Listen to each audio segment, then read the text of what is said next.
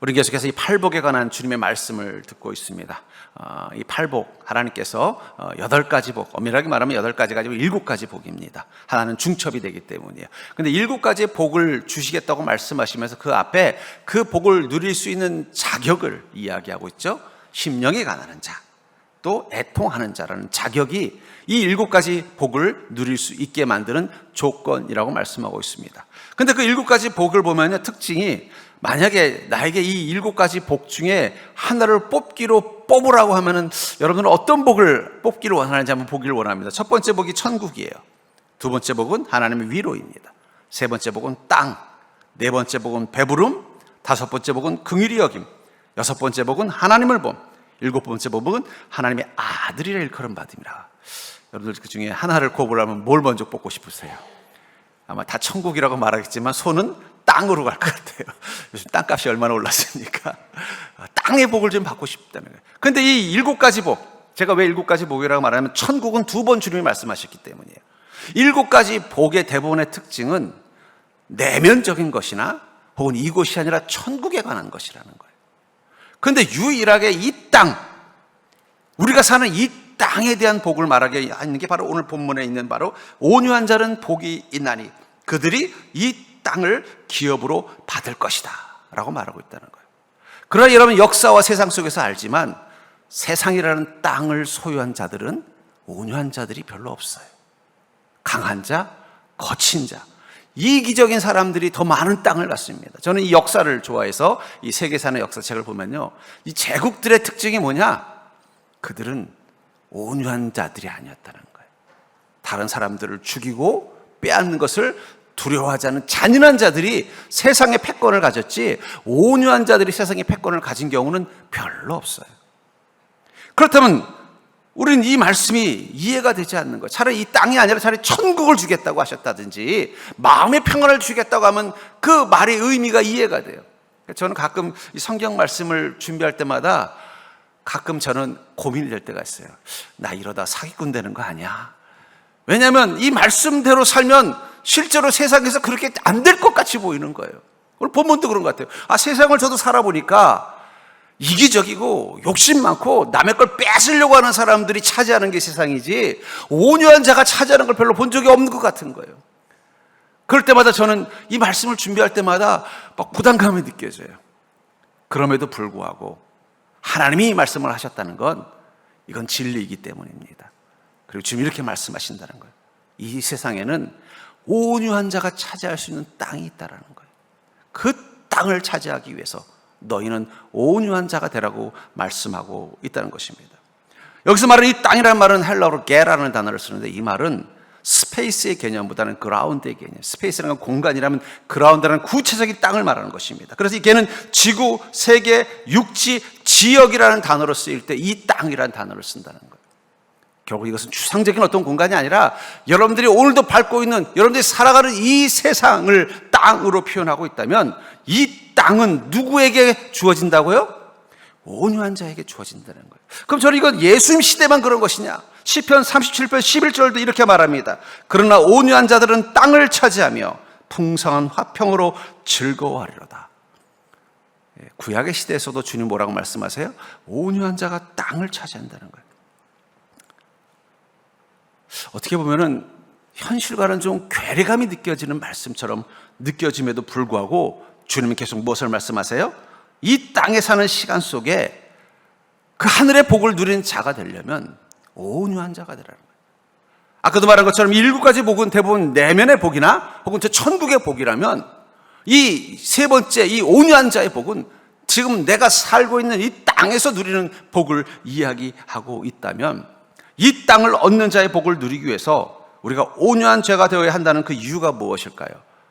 저는 그것을 통해서 여러분들이 그 세 번째 복, 너희들이 이 땅을 기업으로 받으리라는 이 복을 가진 자가 될 수 있기를 주의 이름으로 간절히 축원합니다. 그렇다면 이 온유한 자는 이 땅을 기업으로 얻게 된다는 이 말씀의 의미는 무엇인가요? 첫 번째, 그리스도인이 얻는 땅은 하나님의 소유 가운데 있다는 것입니다. 그리스도인이 이 땅에서 얻는 땅은 하나님의 소유 가운데 있다는 것을 기억하시기를 바랍니다. 5절을 다시 보시면 온유한 자는 복이 있나니 그들이 땅을 기업으로 받을 것이며 라면서 기업이라는 단어를 써요. 이 기업이라는 단어가 헬라어로 클레로노메오라는 단어를 씁니다. 이 말은 상속받다, 물려받다는 뜻이에요. 다시 말해서 우리가 이 땅에서, 이 세상에서 받는 땅은 상속받는 것입니다. 누구에게요? 하나님에게서 상속받는 땅이라는 거예요. 이 세상에는 하나님의 소유권이 있는 땅이 있다는 거예요. 그것을 누구에게 주신다는 거예요? 온유한 자에게 물려주겠다고 말씀하고 있다는 것입니다. 왜 세상이 점점 거칠어질까요? 빼앗아야만 내 땅이 되는 시대를 살고 있기 때문이라는 거예요. 성경에도 보면요, 거칠게 산 사람들의 특징이 뭐냐? 자신의 땅을 얻기 위해서 빼앗아야 된다고 생각했던 사람들이 성경에 보면 거칠어요. 예를 들면 가인. 왜 가인은 아벨을 죽였을까요? 단순히 아벨의 제사만 하나님 받으셨기 때문에 그게 아닙니다. 하나님이 아벨의 제사를 받았다는 건 이 가문의 장자를 누구로 세웠다는 거예요? 아벨을 세웠다는 거예요.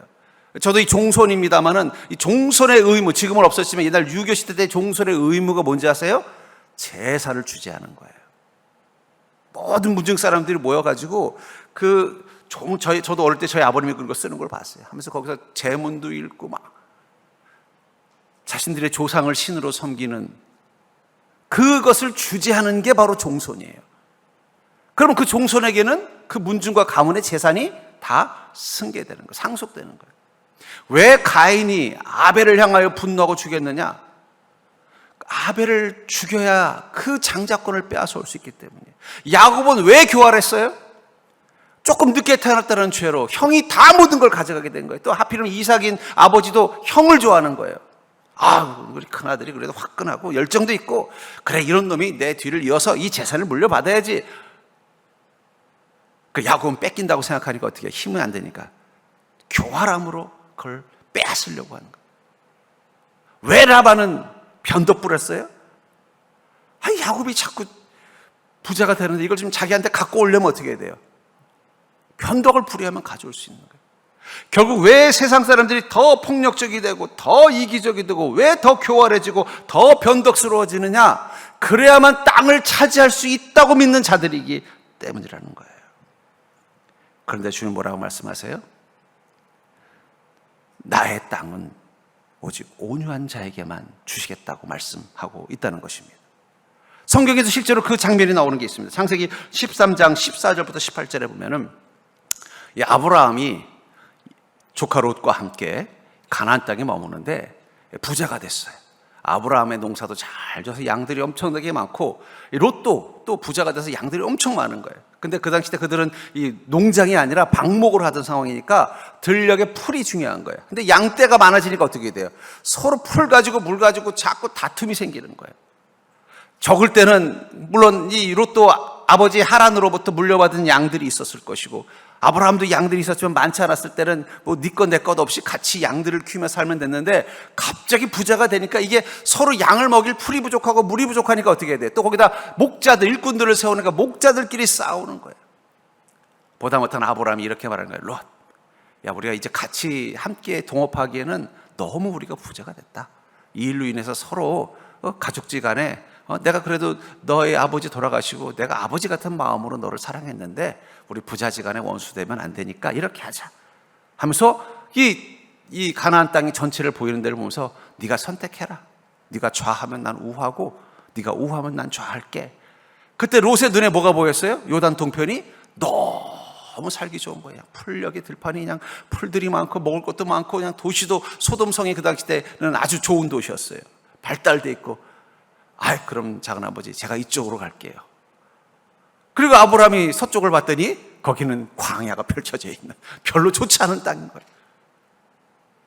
근데 아브라함은 아무 말도 하지 않고 그래 롯 네가 원하는 대로 해라. 온유하게 돼요. 저는 이 직전에 아마 분명히 롯은 어느 순간 자신이 따르던 아버지처럼 따르던 작은아버지 아브라함을 불편하게 보기 시작했을 거예요. 아무래도 재산이 많아지니까 티격태격하겠죠. 또 자기의 목자들이 왔은 거니까 그 아브라함 이 주인님의 그 목자들이 와가지고 우리 물 양 먹이는데 물을 막 자기들 거 먹여야 된다고 하면서 막 했습니다. 막 그 말 듣고 또 롯은 가가지고 아마 분명히 아브라함의 목자들을 막 때리기도 했을지도 몰라요. 그 이야기가 아브라함의 귀에 들어가는 거예요. 야, 이러다가 이 복 받았는데 이 복 때문에 내가 사랑하는 조카를 잃어버리겠구나. 그래서 온유하게 접근하는 거예요. 네가 선택해라. 만약 여기서 아브라함이 야 그건 아니지. 내가 보니까 이 요단 동편에 이 소돔성의 도시도 발달되어 있고 여러분 도시가 발달되어 있다는 게 뭘 의미할까요? 양을 팔 수 있는 시장이 있다는 얘기예요. 양을 많이 키우면 뭐래요? 그걸 팔아야 되는데 사람이 없는 곳에서 양 키우면요 양 가격이 어떻게 돼요? 수익과 공급의 법칙에 떨어지는 거예요. 소돔성 근처에서 양을 키워서 그걸 소돔성에 팔면요 수요가 많으니까 늘 부자가 되는 거예요. 그걸 분명히 아브라함이 모르겠어요? 알면서 야 그래도 그렇지 내가 작은 아버지인데 내가 너를 그동안 고아처럼 어려울 수 있는데 내가 다 키우고 돌봐줬잖아. 이 작은 아버지가 먼저 선택할게 이랬다면 어떻게 됐을까요? 근데 아브라함은 그렇게 하지 않았다는 거예요. 롯 네가 먼저 선택해. 네가 좋은 데 선택해. 그럼 내가 다른 데로 갈게. 그리고 롯은 자기 보기에 좋은 이 소돔성에 있는 요단 동편으로 자기 양떼를 끌고 갑니다. 낙심해 있는 그에게 하나님이 나타나셔서 이렇게 말하는 거예요. 롯이 아브라함을 떠난 후에 여호와께서 아브라함에게 이르시되 너는 눈을 들어 너 있는 곳에서 북쪽과 남쪽 그리고 동쪽과 서쪽을 바라보라. 보이는 땅을 내가 너와 내 자손에게 주리니 영원히 이르리라. 주님 뭐라고 말씀하세요? 이 땅을 너에게 주겠다. 처음에 아마 아브라함은 그랬을 거예요. 저 요단 동편이 더 좋은 땅인데 내가 그래도 조카를 또 서로 사이 나빠지면 안 되니까 그 온유한 성품으로 양보는 했지만 앞으로 이 척박한 땅에서 살아야 될 일이라면 근심하고 있는데 뭐라고 말씀하시는 거예요? 이걸 너에게 주겠다. 이게 하나님의 것이라고 말씀하고 있다는 거예요. 내가 내 자손이 땅의 티끌 같게 하리니 사람이 땅의 티끌을 능히 셀 수 있을진데 내 자손도 세리라. 너는 일어나 그 땅을 종과 횡으로 두루 다녀보라. 내가 그것을 내게 주리라. 두 번이나 하나님 뭐라고 말씀하세요? 내가 그것을 너에게 주겠다라는 거예요. 무슨 말이에요? 네가 바라보는 이 땅은 내 것이고 나는 이것을 너에게 주겠다라는 거예요. 언제 주님이 그 말씀을 아브라함에게 한 거예요? 그가 온유한 자로 있었을 때.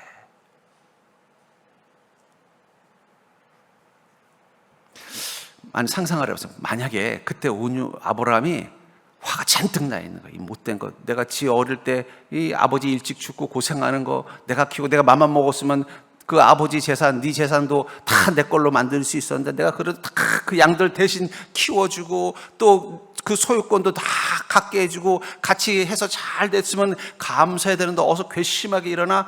그러면서 만약에 분한 마음이 있어가지고 내가 소돔성 갈 테니까 너 여기 가서 시작해 했다면 어떻게 됐을까요? 소돔성이 멸망할 때 아브라함은 쫄딱 망했을 거예요. 하지만 그때 아브라함은 온유함을 잃지 않았습니다. 오히려 어떻게 한 거예요? 롯, 네가 선택해라. 네가 좋은 데 먼저 가라. 그럼 내가 갈게 다른데. 그 온유함을 하나님 보시고 뭐라고 말하는가? 네가 선택한 그 땅은 내 것이다. 이걸 너에게 주겠다라고 말하는 거예요. 하지만 롯이 선택한 그 땅은 내 것이 아니야. 거긴 죄와 욕망과 마귀가 권세가 있는 땅이야. 어떻게 돼요? 그 땅은 멸망합니다.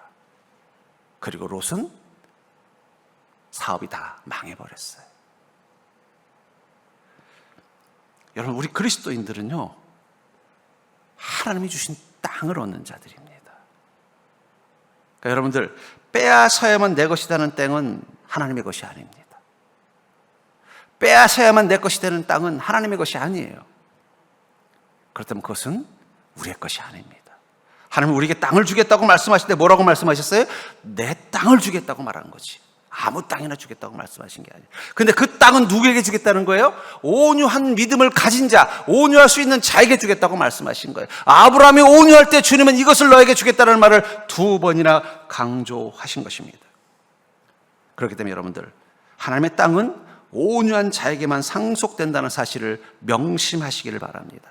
여러분들이 이 땅의 복을 누리려면, 그것도 하나님이 주시는 땅의 복을 누리려면 여러분들이 온유한 자가 되어야만 그 복을 누린다는 것입니다. 5절을 다시 보시면 온유한 자는 복이 있나니 그들이 땅을 받을 것이요. 이 온유한 자라는 말이 헬라어로는 파로우스라는 단어를 쓰는데 이 말은 겸손, 온순, 상냥하다는 뜻이에요.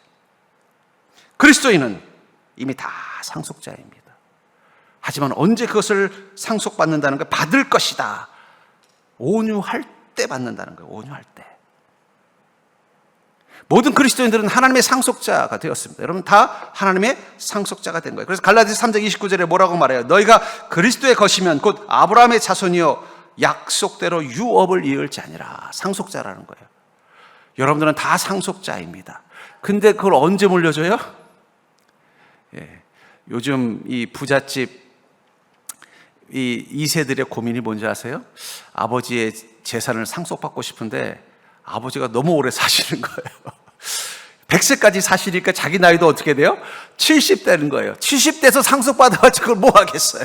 젊었을 때 상속받아야 그거 가지고 좀 멋지게 살아보는데, 이거 아버지가 너무 오래 사시는 거예요.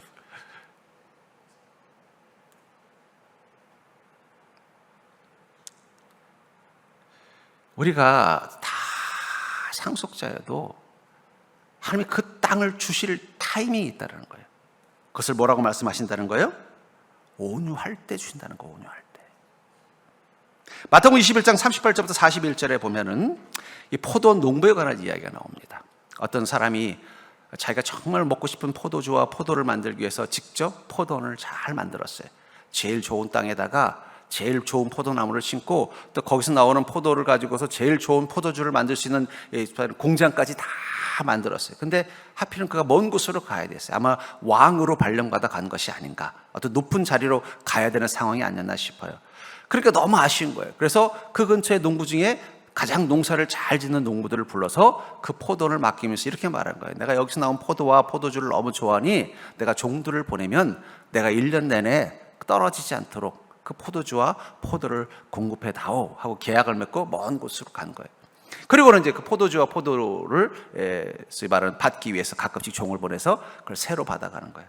근데 이 포도원이 너무 좋은 거예요. 농부들이 봐도 이렇게 좋은 땅이 없는 거예요. 여기서 나온 포도들은 왜 이렇게 좋은지, 다른 데는 가물고 병충해가 생기는데 여기 있는 포도들은 병충해도 안 생기는 거예요. 또 걷어들인 걸로 포도주를 만들면 얼마나 맛있는지 시장에 내놓으면 제일 먼저 비싼 값에 팔리는 거예요. 그 순간 어느 순간 농부들의 마음속에 이런 생각이 들었어요. 이 포도원이 내 거였으면. 그런 마음이 드니까 가끔씩 와가지고 포도와 포도주를 가져가는 때마다 뭘 느끼는 거예요? 그 전까지는 이게 내 것처럼 느껴지다가 그때마다 새 받으러 왔어야 할 때마다 이게 내 게 아니구나 하는 생각이 드는 거예요. 그러다 보니까 어느 순간 그 종들을 못 살게 굴거나 학대하기 시작하는 거예요. 보다 못한 이 주인이 무슨 오해가 있나? 그럼 내 아들을 한번 보내봐야겠다. 내 아들은 나랑 똑같이 생겼고 그 계약할 때 옆에 있었으니까 보면은 이제 오해하지 않겠지 하고 보냈는데 그 순간 농부들이 무슨 생각을 해요? 야, 이놈 외동인데 유일한 상속자인데 이놈만 죽어 없어지면 이거 우리 거 되겠다. 말도 안 되는 생각까지 간 거예요. 그리고 그 외동을 죽입니다. 그 장면을 이렇게 말하죠. 농부들이 그 아들을 보고 서로 말하되 이는 상속자니 자 죽이고 그의 유산을 차지하자 하고 이에 잡아 포도원 밖에 내쫓아 죽였느니라. 그들이 그 주인의 아들을 죽인 이유는 뭐라고 말해요? 그 포도원 땅을 자기 걸로 만들고 싶은 마음 때문에 그랬다는 거예요. 근데 그 다음 문장이 이렇게 말합니다. 그러면 그 포도원 주인이 올 때 그 농부들을 어떻게 하겠느냐? 어떻게 할까요? 너희들이 그렇게 포도원 갖고 싶으니 너 가지라 그랬을까요? 아니죠. 그들이 말하되 그 악한 자들을 진멸하고 포도원은 제때에 열매를 바칠 만한 다른 농부들에게 새로 줄지니이다. 그 주인은 그 악한 농부들을 어떻게 해요? 다 아마 자기 아들에게 했으니 또 권력을 가진 사람이 어떻게 했어요? 거기에 맞는 벌을 주었겠죠. 그리고 그 다음에 두 번째로 이 포도원을 농사를 지을 수 있는 농부는 어떤 사람을 세웠다고 말하고 있어요? 제때 열매를 바칠 만한 온유한 사람들을 농부로 불렀다는 거예요. 첫 번째 그 농부들이 온유한 자였다면 제가 보기엔 이 주인은 그 포도원에 돌아오지 못할 사람이에요. 왜냐하면 그에게 이 포도원은 그 주인이 가지고 있는 권력과 재산에 비하면 아무것도 아니에요. 다만 그 포도원에서 나는 포도가 너무 좋고 거기서 나오는 포도주가 너무 맛있어서 그걸 가져가는 거지, 그거 아니면 못 살아서 그런 존재가 아니야. 아마 어쩌면 왕이거나 높은 지위에 있는 사람이라는 거예요. 다시는 이곳으로 돌아올 수 없는 사람인 거예요. 그렇다면 그들은 그냥 온유한 포도 농부로만 살았으면은 평생 그 포도원에서 나오는 포도를 즐기고 그 포도주의 기쁨을 누리고 거기서 얻어들인 수익으로 충분히 잘 살 수 있는 인생을, 그 땅을 차지하고 싶다라는 그 마음이 온유함이 아니라 강팍함으로 바뀌는 순간 오히려 그것을 빼앗기게 됐다는 것입니다. 그리고 온유한 농부들을 부른 거예요. 어떻게 됐을까요? 세월이 지나서 그 주인도 나이를 많이 먹고 두 번째 세운 농부들은 온유해서 자기가 종을 보내기도 전에 벌써 다 갖고 와서 포도주 가져와서 제일 잘 내려진 포도주입니다. 주인님 드시라고 챙겨왔습니다. 제일 좋은 포도, 제일 첫 번째 딴 포도 우리 주인님 생각나서 가져왔습니다. 이제 이 주인이 세월이 지나 늙어서 아마 자신이 가지고 있는 재산을 정리해야 될 때가 있는데 물려줄 자식도 없고, 그럼 그 포도원은 누구의 것이 되겠어요? 그 온유한 농부들의 것이 되는 거예요. 저는 이것이 제 삶 속에서 실제로 경험한 적이 있습니다. 제가 전에 이제 사역 때문에 서울에 살던 지역에 새를 살고 있었는데 아랫집에서 이 큰 설렁탕집을 운영하는 부자가 계셨어요. 그분은 그 설렁탕집이 아주 유명해서 동네에서도 많이 오고 택시기사들도 일부러 먹으러 오는 맛집이에요. 그러니까 장사가 잘 돼요. 또 그걸로 돈을 많이 벌어가지고 그분은 그 근처에 건물을 4채나 사셨어요. 그분 소원이 뭐냐, 그 지역 땅을 다 사서 신라 호텔 같은 호텔을 짓는 게 꿈이었던 분이에요. 그러니까 부자죠. 예. 그분 집에 새를 사는 거예요. 근데 이분이 성격이 너무 뭐 제가 그 다음은 안 쓰겠습니다. 나쁜 말. 동네 사람하고 안 싸운 사람이 없어요. 예. 또 일꾼들도 얼마나 괴롭히는지 수시로 일꾼들이 바뀌어요. 근데 돈은 엄청 많으니까 어떻게 돼요? 아무도 찍소리 못하는 거예요. 저희도 얼마나 그 새 살면서 힘들었는지 몰라. 갑자기 새벽에도 문 두드리는 거예요. 왜 이거 여기다 놨냐고. 아침에 말해도 되는 건데. 그때 이거 죄송합니다 하면서 그냥 거기 살면서 힘들었어요. 근데 그냥 워낙 부자였던 거예요. 근데 바로 그 옆에 조그맣게 레스토랑을 하는 젊은 부부가 살았어요. 그 건물 주인도 아니에요. 거기 세를 해서 조그만 경양식집과 카페를 운영하는 분이. 그분은 너무 온순해요. 가끔씩 그 고약한 그 집주인이 막 그 옆집에 그분한테 아마 주차장 문제 이런 걸로 싸울 때마다 그분은 한 번도 화를 내지 않아요. 예 하면서 그냥 온유하게 접근하더라고요. 그래서 제가 이사를 왔어요. 그리고 한 20년 정도 지난 다음에 그쪽에 갈 일이 가서 봤는데 깜짝 놀랐어요. 그 유명하던 설렁탕 집이 없어졌어요. 그리고는 다른 식당으로 바뀌었다 그래서 메뉴를 바꾸셨네. 그랬더니 그게 아니라 장사가 안 돼서 그냥 새를 줬대요. 그렇죠. 생각해보세요. 자꾸 점원이 바뀌고 주방장이 바뀌는데 그 맛이 제대로 유지되겠습니까? 그리고 또 설렁탕에 대한 또 인기도 사라지고. 건물은 가지고 있었지만 더 부자가 되진 못했어요. 근데 제가 깜짝 놀라게 한 건 바로 그 옆에 조그맣게 경양식집을 하던 그 건물에 새 살던 사람이에요. 거긴 건물이 들어섰더라고요. 4층짜리. 이 건물 들어섰네. 그랬더니 자기네 거래요. 그 옆에다 조그만 집도 있었어요. 거길 주차장으로 만들었더라고요. 그것도 자기네 땅이래요. 그리고 그 옆에 좀 지나니까 또 식당이 있어요. 거기도 맛집으로 소문이 나서, 근데 그것도 자기네들이 운영하는 거래요. 그리고 최근에 또 그 뒤에 또 땅을 하나 더 샀대요, 건물을. 그 옆집에 호텔 짓겠다고 샀던 그 사람의 땅을 샀더라고요. 20년 만에 이 고약한 주인 집은 그대로, 워낙 많이 가지고 있었지만 그대로예요. 근데 그 새로 경양식집 하던 사람들은 그 20년 사이에 거의 맘먹는 부자가 돼 있는 거예요. 제가 그때 깨달은 게 있습니다. 그렇구나. 온유한 자가 차지하는 땅이 세상에는 있구나. 빼앗고 욕심 부려서 얻을 수 있는 땅도 있지만 그런 땅은 오래 가지 못해요. 마치 악한 포도원 농부처럼. 하지만 온유함을 가지고서 농부처럼 자기의 포도원을 지키는 사람에게는 그에게 돌아가는 땅이 있다는 걸 저는 삶 속에서 보았습니다. 제가 이 성공에 관한 책들을 보면서 그 비결을 보면 크게 3가지더라고요. 하나는 성실함이 있어야 된다.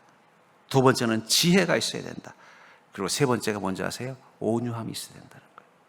이 3가지가 있는 사람은 이 땅에서 빼앗기지 않는 땅을 갖게 된다고. 성공학에 관한 책들의 공통점이 그거예요. 성실, 지혜, 온유. 이 3가지를 가진 사람은 이 땅에서 빼앗기지 않는, 주님께서 이 아브라함에게 뭐라고 말해요? 너와 내 자손이 영원히 차지할 이 땅을 너에게 주겠다라고 말하고 있다는 거예요. 저는 그러면서 여러분들, 이 팔복의 교훈은 뭐예요? 우리가 복 받을 믿음을 가지라는 것입니다. 그냥 믿음이 아니라 모든 그리스도인들이 상속자지만 정말 주님이 주는 그 땅을 받은 자는 온유한 자만 주님이 주신 것처럼 복 받을 믿음을 가지라는 거예요. 특별히 이 땅의 복, 그것은 온유한 자에게만 주님이 주시겠다고 한 것입니다. 하나님이 여러분들에게 주려고 준비한 땅은 이미 세상에 있어요. 하지만 그걸 언제 주님께서 여러분들에게 명의 이전을 해주시느냐?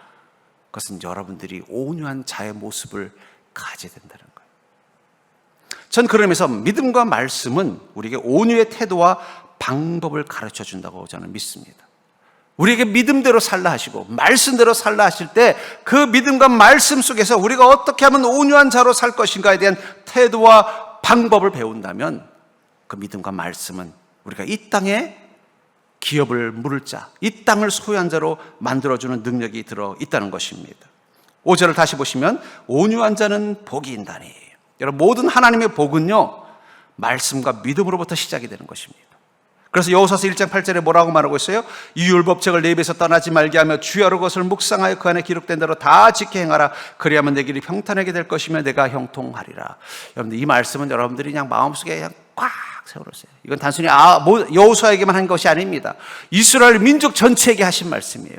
너희들이 가나안 땅에 들어가면 이렇게 살아라. 그럼 너희 길이 평탄하고 형통할 것이다. 땅의 복을 이야기하면서 뭐라고 말씀하시는 거예요? 율법책을 내 입에서 떠나지 말게 하며 주야로 그것을 묵상하여 그 안에 기록된 대로 다 지켜 행하라. 그리하면 내 길이 평탄하게 될 것이며 내가 형통하리라. 여러분들, 우리 그리스도는 하나님의 복으로 사는 자입니다. 이 땅에서도 하나님의 땅에서 복을 누리는 자입니다. 그러려면 우리 안에 말씀과 믿음이 열쇠가 돼야 돼. 아무리 많은 보물이 담겨져 있는 창고라도 그 문을 열 수 있는 열쇠가 없다면 그 창고 안에 있는 물건을 우리가 가질 수 없는 것처럼 하나님이 우리를 위해서 준비하신 복들이 많이 있을지라도 그것을 열 수 있는 믿음과 말씀이 없다면 그것은 우리 것이 되지 못하는 거예요. 그런데 그 열쇠를 뭐라고 말씀하시는 거예요? 말씀과 믿음이라고 말하고 있는 거예요. 온전한 믿음은 온유한 태도를 갖게 만들어요. 그러니까 여러분, 믿음이 온전한 분들은 다 온유해져요. 저랑 친한 분은 아니지만 저랑 친한 분과 가까웠던 목사님 중에 용팔이라는 별명을 가진 목사님이 계십니다. 그분 옛날에 아마 CBS에서는 한번 간증하신 것 같은데 그분은 원래 전국구 이 조폭 출신이에요. 전국구 조폭에서도 그냥 좀 힘이 셌던. 근데 그분이 교도소에 가서 복음을 듣고 거듭났어요. 그리고는 소명을 받고 목사님이 되신 거예요. 그래서 그 목사님이 나와서 어떤 목회를 하셨느냐? 재소자들, 출소자들 중에 예수님 만난 사람들을 데리고서 교회를 만든 거예요. 그래 어떻게 했어요? 그 교회 분위기가 거기는 입구에 있어요. 문신 없는 사람들은 들어올 수 없습니다. 하나같이 거친 사람들이에요. 그들 중에는 막상 출소해서 와서 내가 예수 믿었다고 하지만 여전히 뭐예요? 그 거칠고 폭력적인 성향을 못 버리고 교회에 와서 그 목사님에게도 함부로 하는 거예요. 근데 이 목사님 누구라고요? 용팔이, 전국구, 교도소에서 만났으면 이건 쳐다도 안 보는 양아치 수준밖에 안 되는 놈이 목사라고 와가지고 알지도 못하고 그분의 과거도 알지 못하고 막 소리를 지르면서 목사님 이러면 안 돼요! 옛날 같았으면 어떻게 했을까요? 반 죽여놨겠죠. 근데 어떻게 하셨어요? 뭘 어떻게 하겠냐? 그냥 다 들어주고 다 받아준다는 거예요. 제가 그 얘기를 듣고 깨달았어요. 이분은 이제 목사가 되셨구나. 그 온유함, 말씀과 믿음이 그분에게 온유함을 주게 만든 거예요. 말씀이 충만하면요 온유하게 사는 법을 압니다. 여러분, 말씀이 우리 안에 들어오면요 우리가 어떻게 온유하게 살 수 있는지에 대한 지혜와 능력을 가르쳐 줍니다. 그래서 야고보서 1장 19절부터 21절에 보면 내 사랑하는 형제들아 너희가 알지니 사람마다 듣기는 속히하고 말하기는 더디하며 성내기도 더디하라. 사람이 성내는 것이 하나님의 의를 이루지 못함이라. 그러므로 이 모든 더러운 것과 넘치는 악을 내버리고 너희 영혼을 능히 구원할 바 마음에 심어진 말씀을 온유함으로 받으라. 여러분들, 믿음으로 우리가 온유해져야만 말씀도 우리 안에 들어오는 것입니다. 여러분, 화났을 때 성경 읽어보세요. 들어오나? 화났을 때는 아무리 성경 봐도 안 들어옵니다. 온유해져야 말씀이 들어오는 거예요. 말씀이 들어오면요, 우리는 온유해질 수 있는 방법을 알게 돼요. 그래서 분노하거나 또는 악이 넘치는 상황 가운데 어떻게 돼요? 나를 온유하게 지킬 수 있는 힘을 갖는 것입니다. 이 말씀과 믿음이 복이 되려면 저는 여러분들이 이 말씀과 믿음으로 온유한 자로 살 때 그 순간 여러분들은 그 말씀과 믿음 때문에 땅의 복을 경험하게 되는 줄 믿으시기 바랍니다. 우리 아까 불렀던 이 헌금송, 이 찬양, 이 산지를 내게 주소서, 이 찬양은 여호수아서 14장 12절에 있는 말씀을 근거로 만들어진 찬양입니다. 이 고백을 한 사람은 갈렙이에요. 근데 이 갈렙이 어느 날 여호수아에게 이렇게 말하는 거예요. 저 헤브론 산지를 내게 주십시오. 내가 비록 나이가 85세지만 하나님이 45년 전에 이 땅을 주시겠다고 저에게 약속하셨습니다.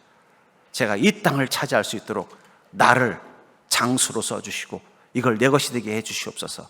이것만 보면은 이 갈렙이 뭔가 이 욕심도 많고 막 의욕이 넘칠 것 같죠. 근데 이 당시 때 이 헤브론 산지는 어떤 상황이었느냐? 아무도 정복하지 않으려고 하는 거예요. 왜냐하면 거기 아낙 자손들이 너무 싸움을 잘하고 그 지형적으로 정복하기 힘든 땅이에요. 그래서 다른 모든 지파 사람들이 두 손 두 발 다 든 거야. 여긴 내가 뭐 안 되겠습니다.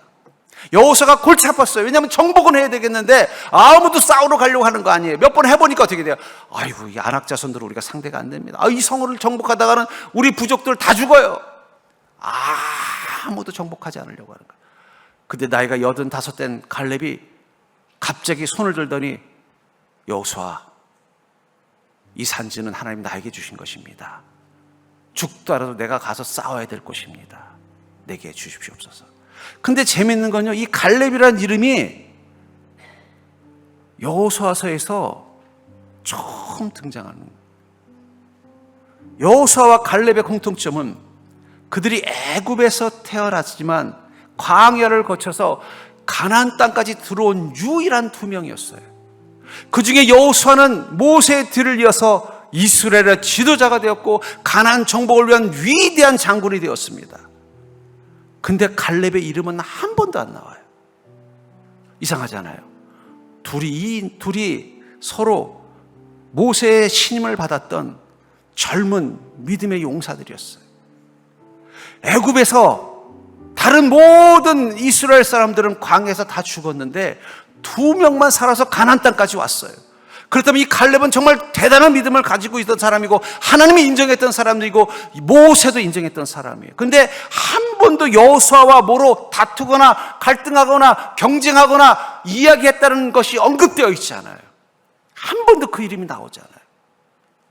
그 정탐꾼이 처음 갔을 때 그때 한 번 갈렙이 우리 싸우러 갑시다라고 말했을 때 그 이름이 언급되고는 한 번도 언급되지 않다가 가나안 정복을 하는데 이 헤브론 산지는 너무 어려운 거예요. 아무도 정복하지 않으려고 하는 거예요. 다들 거긴 피하는 거. 거긴 유대 족속들이 해, 유다 지파가 해야지 왜 우리가 합니까? 말은 그렇게 하지 뭐예요. 이거 했다간 우리 에브라임 지파 다 죽게 생겼다.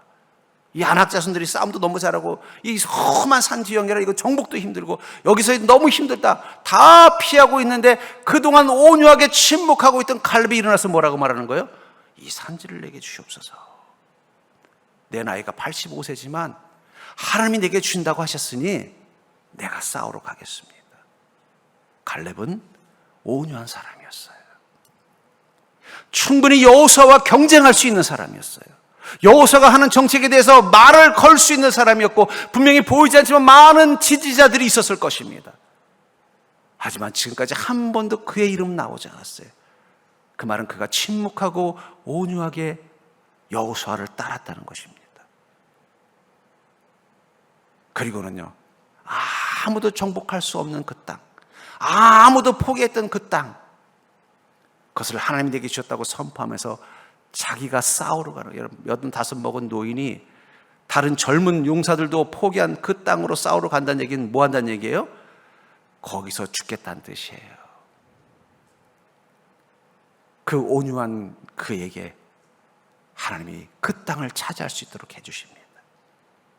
여러분들, 여러분들 중에는 왜 하나님 나는 이 세상에 내 땅이 없습니까? 성경에 보니까 예수 잘 믿으면 복들도 많이 받는다 그러던데. 근데 여러분들을 위한 땅이 없는 게 아니에요. 하나님 이미 벌써 지분 상속 다 끝내놓으셨어요. 근데 언제 명의를 이전해 줄까? 언제 이 땅에 하나님의 것을 줄까? 하나님 한 가지를 기다리고 있는 것입니다. 여러분들이 온유한 자로 보이는 시간이에요. 아브라함이 그 롯 앞에서 온유한 자가 된 것처럼, 갈렙이 그 여호수아 앞에서 온유한 자가 된 것처럼 온유한 자가 되기를 기다리고 있다는 것입니다. 그때 주님은 주님의 땅을 여러분들에게 기업으로 주실 것입니다. 여러분들이 그 복을 누리고 받는 자가 되시기를 주의 이름으로 축복합니다.